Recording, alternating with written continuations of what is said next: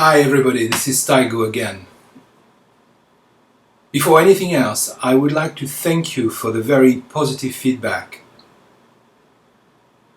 Many of you have written very kind words about my very short videos, and well, it's very comforting because I often feel I have very little to say. Actually, I have nothing to say. But as you know it, we have to say something. So, there we are.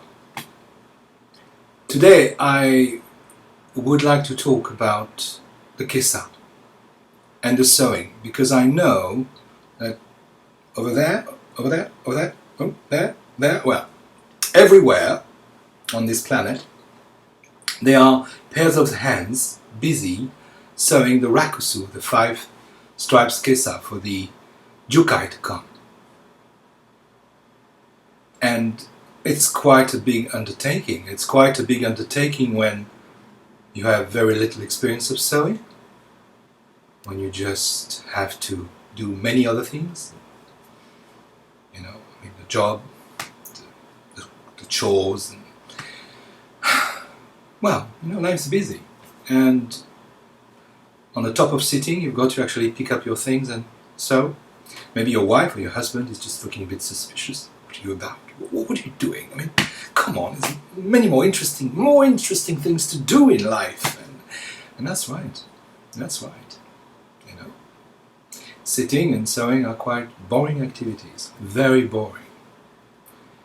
Right, so I'd like to tell you a bit about how it started a long time ago.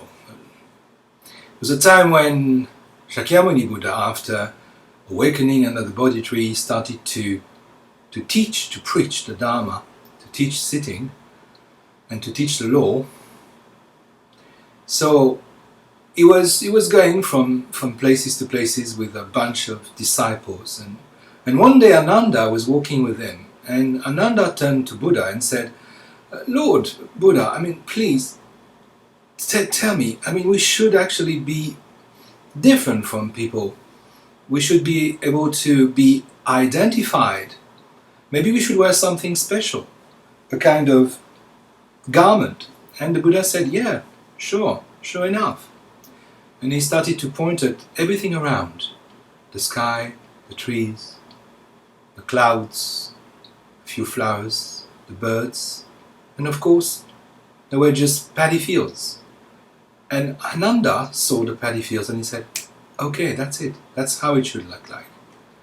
And a few days later, Ananda came with his robe with a pattern looking like rice fields, paddy fields. And the Buddha was very, very happy. "Wow, that's great. Let's wear that."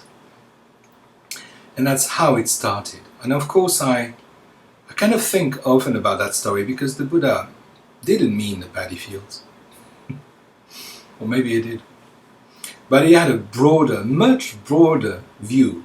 He looked at the universe and he said, "Well, we are dressed with all this already, so why should we need this? Maybe. Or maybe we should actually make a garment that expresses the beauty of this vast universe." And Ananda came out with the simplicity of that garment. A garment made of disregarded fabrics and stuff, mended and just sewn together, dyed in a very dark or very neutral color. And the Buddha was happy. So if we look at that robe, the tradition continued in India and then passed to Tibet, of course, where it's very much alive. Actually, the kesa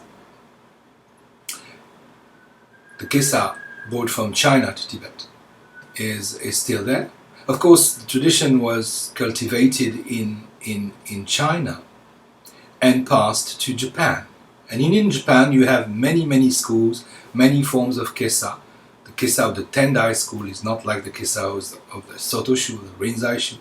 You've got so many forms of kesa. But basically, if you look at the old tradition, well, the kesa is pretty much this Nyohei tradition we are just doing together.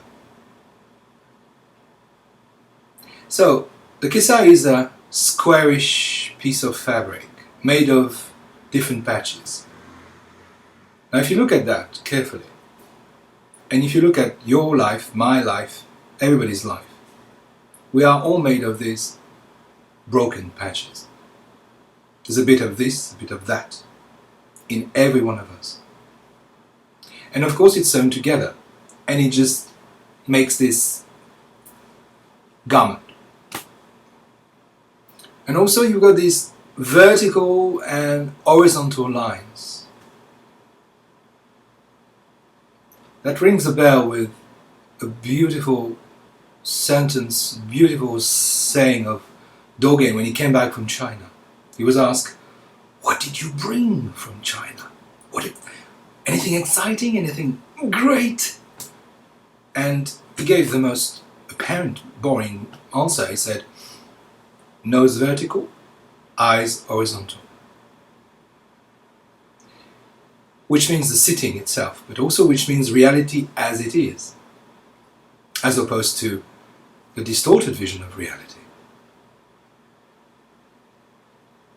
So the kesa expresses this reality of sitting. It is the garment of sitting, of just sitting. It is the garment of zazen, sitting samadhi. But it's also the garment that represents the whole universe, the four directions, and the countless beings. All these little stitches.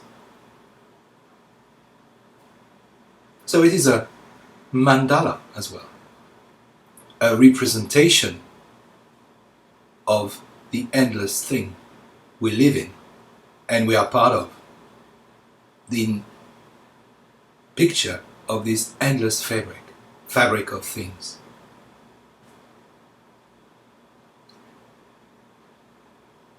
So we sew one stitch at a time, and there is nothing but that stitch. This is a very important thing, because if you do it using a sewing machine, it's done. Get rid of it. And this is goal-orientated practice. This is target. Zen is not about having a target. Our tradition is about giving up the target, giving up the goal, enjoying the process, enjoying this path as the actual goal. So we do it, and the doing of it, we experience the rainbow colors of the mind. We go through all these hues and shades of colors, and the happy mood, the bothered guy, the angry person. I'm sure you know what I'm talking about if you have been doing a bit of these stitches. And going through this steadily, we have to remind ourselves that we are none of these hues, none of these shades. We're just basically this original light, colorless. We are this original music, soundless.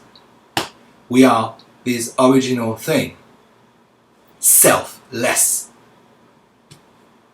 So this practice is exactly it, to allow selflessness to sew the robe of sitting, the Buddha's robe, the Buddha's body that wraps our body-mind when we just sit zazen.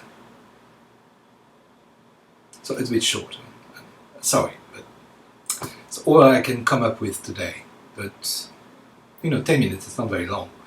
And I wish you good luck with your sewing and enjoy every single step as it is. Take care. Have a great, great practice. Bye-bye.